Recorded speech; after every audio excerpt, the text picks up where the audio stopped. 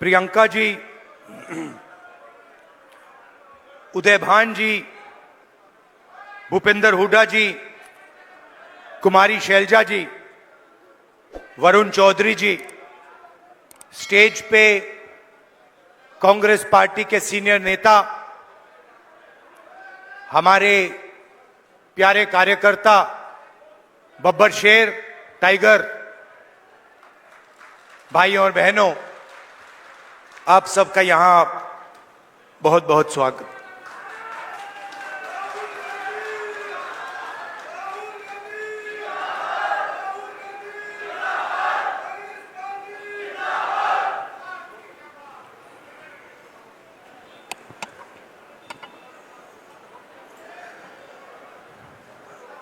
मैं सबका भाषण सुन रहा था। प्रियंका ने बात की, हुड्डा जी ने बात की, शैलजा जी ने बात की,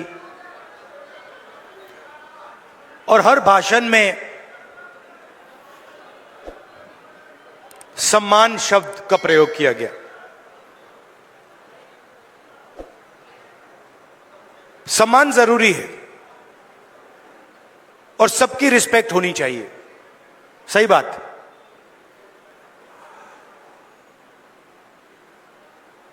मगर उतनी ही जरूरी बात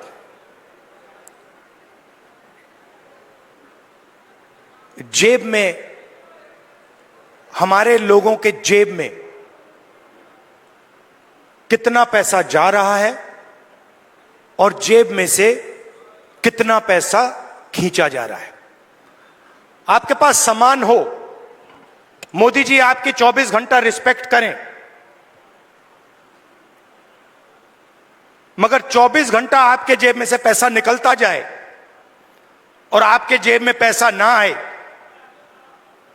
तो सामान हो सकता है मगर भूखे मर जाएंगे।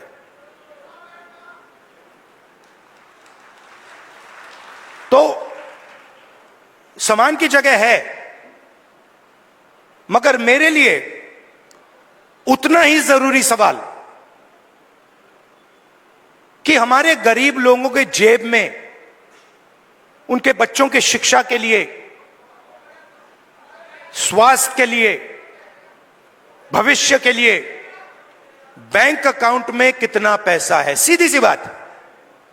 और आपको यह पूछना है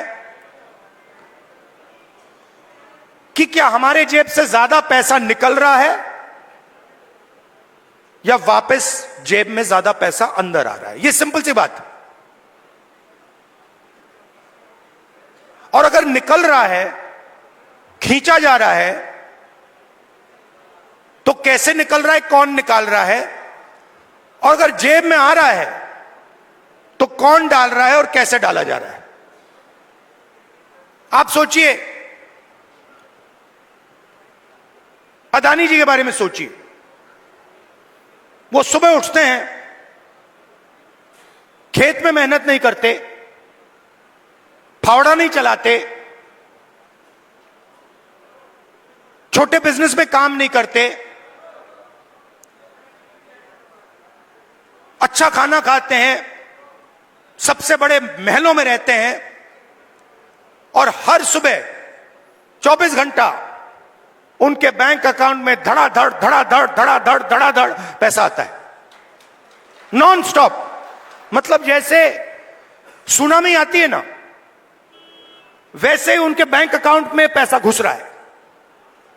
और जितना ही पैसा उनके बैंक अकाउंट में सुनामी जैसे घुस रहा है, उतना ही पैसा आपके बैंक अकाउंट में से तूफान जैसे पैसा निकलता जा रहा है। आप कहते हो भाई महंगाई बढ़ गई, पेट्रोल के दाम बढ़ गए, प्याज के दाम बढ़ गए, किसान कहता है धान खरीदा नहीं जा रहा, कोई कहता है मुझे रोजगार नहीं मिल रहा। अभी मैं अमेरिका गया, अमेरिका में छोटे से घर में, छोटे से कमरे में, मतलब 10 फुट 15 फुट बाय 15 फुट, उसके अंदर 15-20 हरियाणा के युवा। मैंने आपसे पूछा ये अमेरिका में क्यों बैठे हैं? ये हरियाणा से क्यों भागे? उनसे मैंने पूछा, पता नहीं आपने वीडियो देखा नहीं देखा, उनसे मैंने पूछा भाई आप बताओ हरियाणा में इतनी कमी क्या है कि आप गए? कहते हैं राहुल जी हम सिर्फ गए नहीं, जान पर खेल कर गए। पहले हम टर्की गए, टर्की के बाद हम कजाकिस्तान गए, कजाकिस्तान के बाद हम कोलंबिया गए, कोलंबिया के बाद सूरीनाम, सूरीनाम के बाद पनामा। पूरी दुनिया के चक्कर काटे, बोट में गए, बोट डूब गई, हमारे दोस्त मरे, हमारे आंखों के सामने डूबे। जंगल में माफिया के लोगों ने गोली मारी, जो चल नहीं पा रहा था उसको उड़ा दिया, खत्म कर दिया। हमने उसकी लाश देखी, वीडियो दिखाया उन्होंने। हमारे लॉयर्स ने कहा भैया इसको वीडियो को आप न मत दिखा देना। वहां पे एक साथ खाना पका रहे हैं, एक मुझे कहता है राहुल जी मैं ट्रेलर में रहता हूं, हर रोज कोई ना कोई आकर मुझे पीट देता है,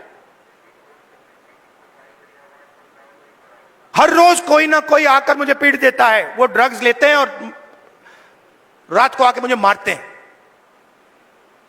दूसरा कहता है भाई राहुल जी मेरा एक्सीडेंट हो गया, मेरा पूरा पेट बाहर निकल गया, मैं चल नहीं पाता हूं।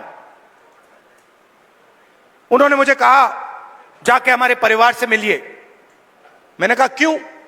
कहते हैं राहुल जी हम इनको 10 साल के लिए नहीं मिल पाएंगे, 10 साल के लिए हम ना अपने माता, ना अपने पिता, ना अपने बच्चों को देख पाएंगे, क्योंकि अगर हम वापस गए तो वापस अमेरिका नहीं आ पाएंगे। मैंने पूछा कितने पैसे लगे, मतलब जेब से कितना पैसा निकला रोजगार ढूंढने के लिए? कहते 50 लाख रुपए लगे। मैंने कहा कहां से आए? आधे कहते खेत बेचकर, दूसरे किया लोन किस दिया 2% प्रति महीना, मतलब साहूकार से लोन लिया। अगर कोई 2% प्रति महीना लोन ले लेता है वो बच नहीं सकता, उसमें डूबेगा वो।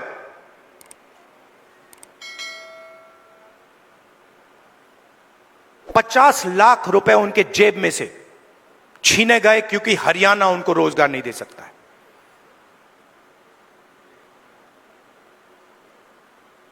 कहां गए? किसके हाथ में गए? क्यों गए? फिर मैं वापस आया, वायदा किया था, करनाल गया, 5 बजे सुबह परिवार से मिला, वीडियो कॉल चल रही है। मैं सोच रहा हूं ये हो क्या रहा है? एक तरफ अमेरिका में डैलस में 20-25 युवा, हिंदुस्तान का फ्यूचर वहां बैठा हुआ है, इस तरफ माताएं, बहनें, बेटे, हम बातचीत कर रहे हैं। मैं परिवार से बोल रहा हूं और बात करते हुए एक छोटा सा लड़का देव दौड़ता हुआ कंप्यूटर के पास जाता है, कंप्यूटर को ऐसे पढ़ता है, पकड़ता है, चिल्लाता है पापा पापा पापा पापा वापस आओ। पापा मुस्कुरा रहा है, मैंने देखा ये मुस्कुराना नहीं चाहता, ये रोना चाहता है, मगर इसको अपने बेटे के सामने मुस्कुराना पड़ रहा है। क्यों? क्योंकि उसके जेब में से हर रोज पैसा निकाला जाता है, उसे कहा जाता है महंगाई है। क्यों है? क्योंकि अंबानी और अदानी जैसे लोग हिंदुस्तान के किसानों से, मजदूरों से उनका हक छीनते हैं, उनकी कमाई का पैसा छीनते हैं। हर रोज होता है, नया कानून बनता है, कहा जाता है किसान के लिए कानून बनाए गए। किसान के लिए अगर कानून बनाए गए हैं तो हिंदुस्तान के सारे किसान सड़क पे क्यों आए? क्योंकि किसान जानता है कि हमारे जेब में से एक और तरीके से अब पैसा छीना जाएगा। जमीन ले लेते हैं। भाइयों, आप एक बात समझो, आप एक दुनिया में हो जहां आप जमीन खरीदते हो। अगर आपको जमीन चाहिए, आप किसी और के पास जाते हो, कहते हो भैया मुझे जमीन चाहिए। वो आपसे कहता है ये 50 लाख की जमीन है, 50 लाख रुपए दो, 1 करोड़ रुपए दो, मैं आपको जमीन दूंगा। ये नॉर्मल होता है, हिंदुस्तान के हर नागरिक के साथ होता है। ये अंबानी अदानी के साथ नहीं होता।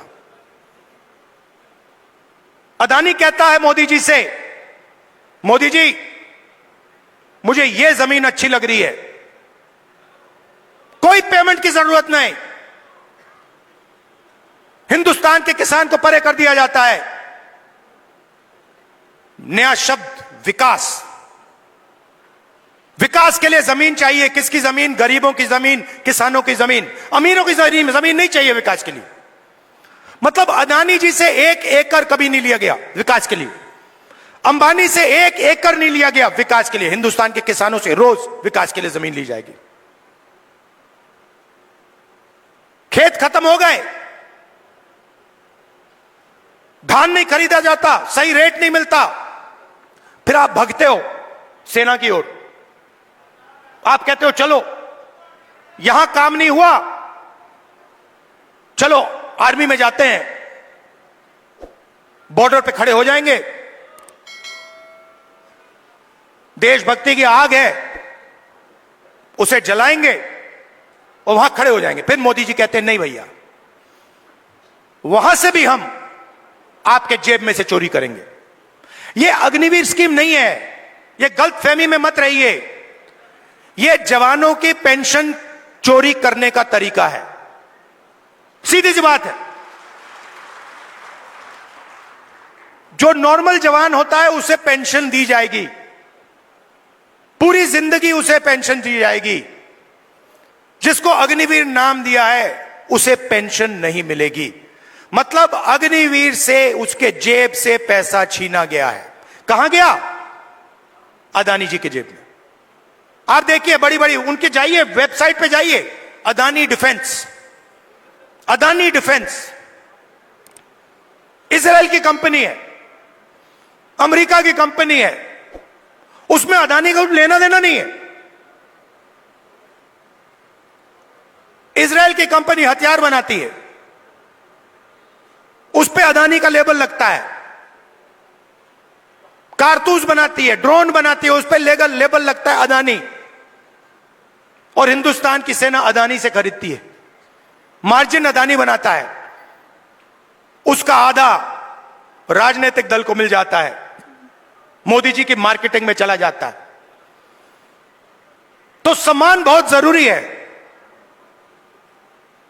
मगर पैसे के बिना सम्मान मिल ही नहीं सकता।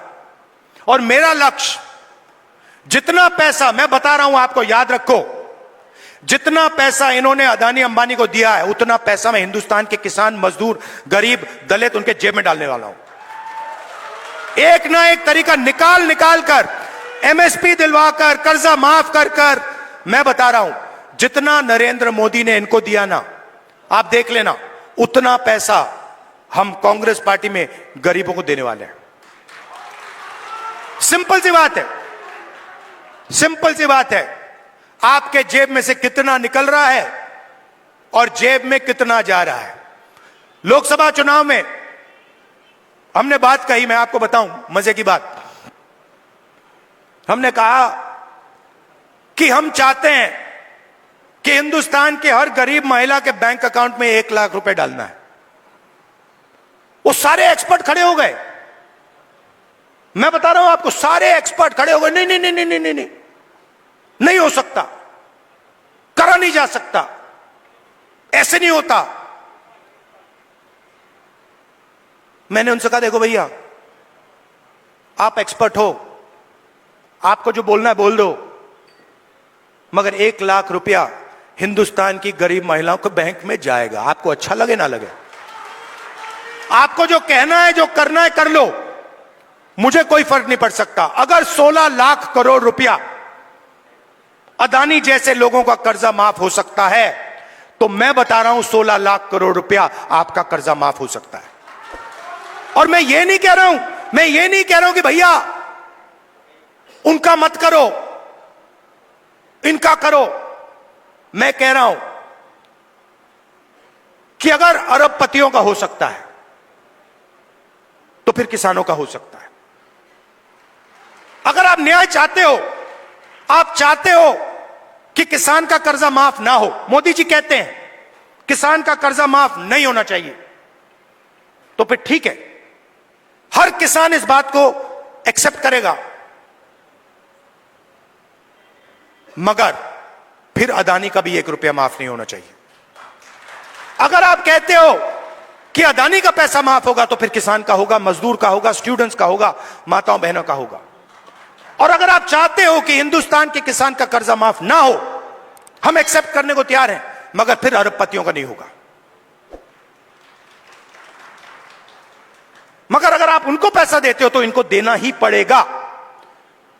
हम ये 2 हिंदुस्तान नहीं चाहते, हमें एक हिंदुस्तान चाहिए, न्याय का हिंदुस्तान। इसीलिए हरियाणा में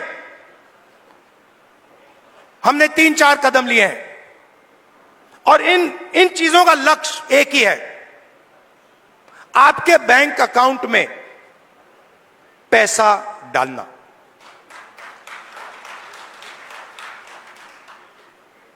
सबसे पहले महिला शक्ति योजना, 2000 रुपए हर महीने महिलाओं के बैंक अकाउंट में।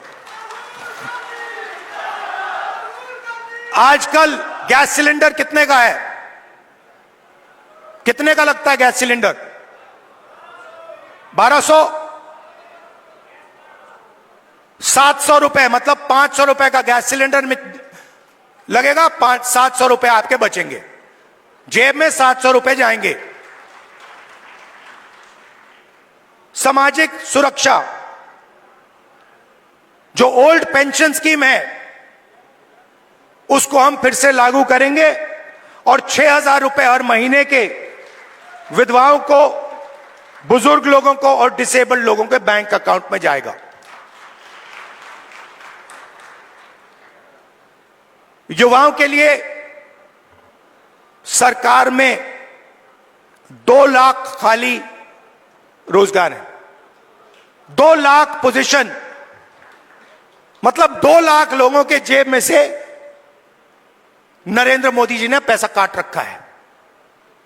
2 लाख युवाओं को हम वो सरकारी पोजीशंस देने जा रहे हैं, और सबको, हर जात को, सब लोगों को न्याय के साथ, रिस्पेक्ट के साथ ये 2 लाख पोजीशंस दी जाएंगी।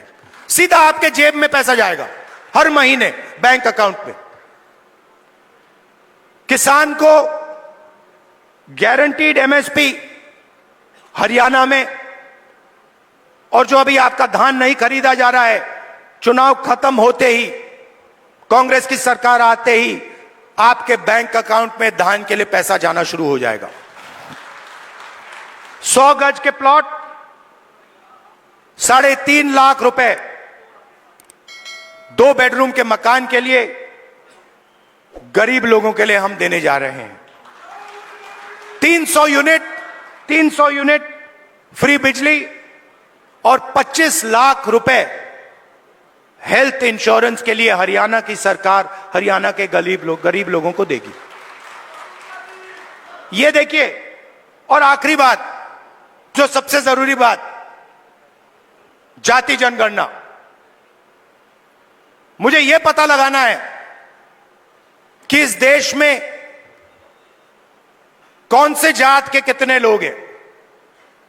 आप देखिए, आज दिल्ली की सरकार देखिए, 90 अफसर हिंदुस्तान की सरकार चलाते हैं।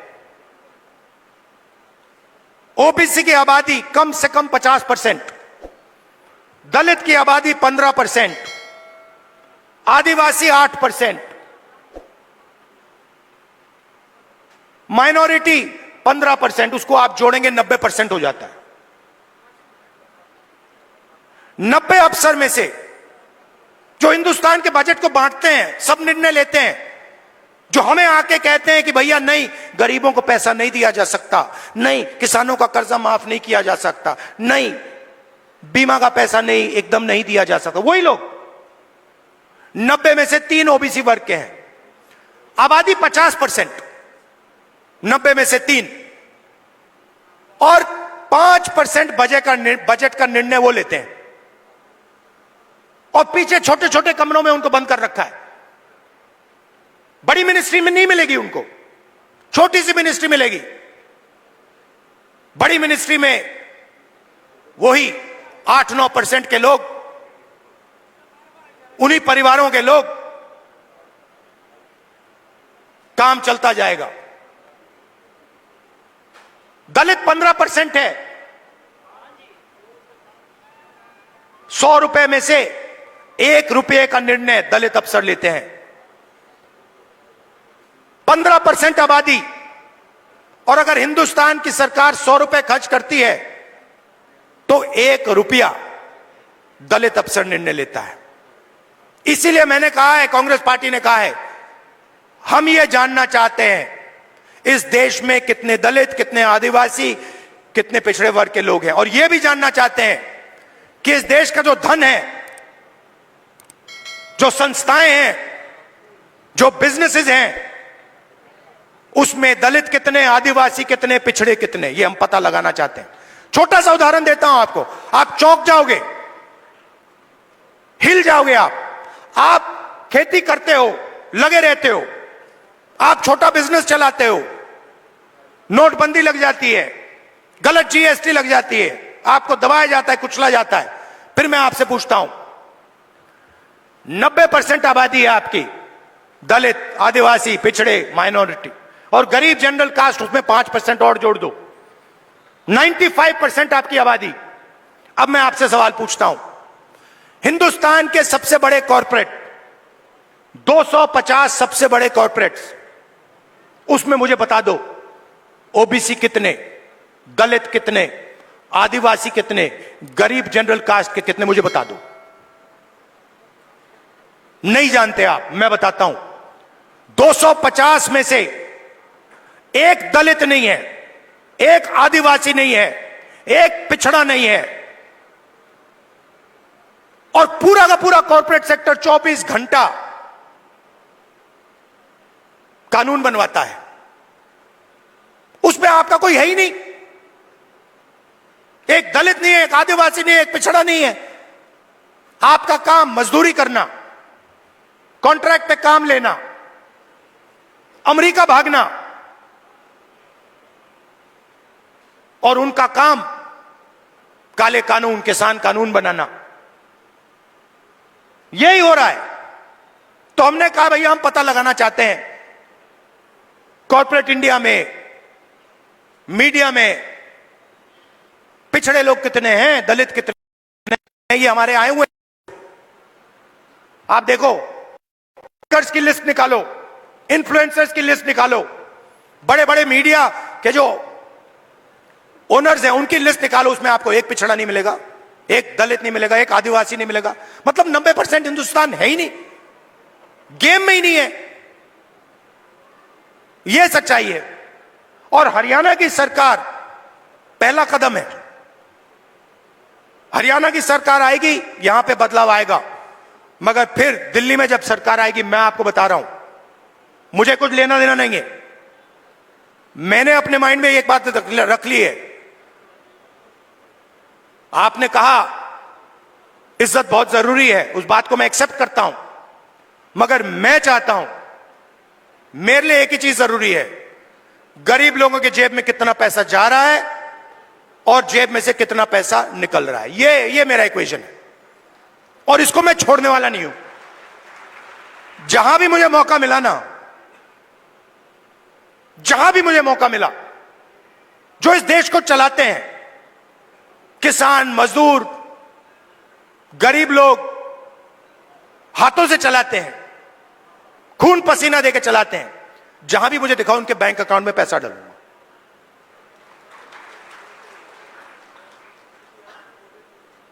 ये मैं आपसे कहना चाह रहा था।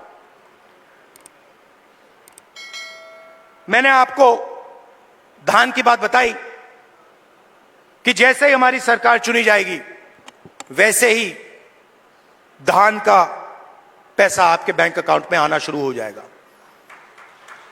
दूसरी बात, सरकार बनेगी तो 36 बरादरियों की सरकार बनेगी, सबकी सरकार बनेगी, न्याय की सरकार बनेगी और भागीदारी सबको दी जाएगी। और आखिरी बात, ये जो बीच में इंडिपेंडेंट पार्टी आ रखी हैं, छोटी छोटी पार्टियां हैं, ये सब बीजेपी की पार्टीज हैं। इनका रिमोट कंट्रोल इनके हाथ में है। लड़ाई बीजेपी और कांग्रेस के बीच में है, विचारधारा की लड़ाई है। एक तरफ न्याय, दूसरी तरफ अन्याय, एक तरफ किसानों का हित, गरीबों का हित, मजदूरों का हित, और दूसरी तरफ अदानी जी और अंबानी जी जैसे लोगों का फायदा। यह मोदी जी की सरकार नहीं है, यह अदानी जी की सरकार है। यह बात याद रखिए। और हरियाणा में अदानी जी जैसे लोगों की सरकार नहीं चाहिए। किसानों की, मजदूरों की, गरीबों की सरकार चाहिए। जब भी आपको मेरी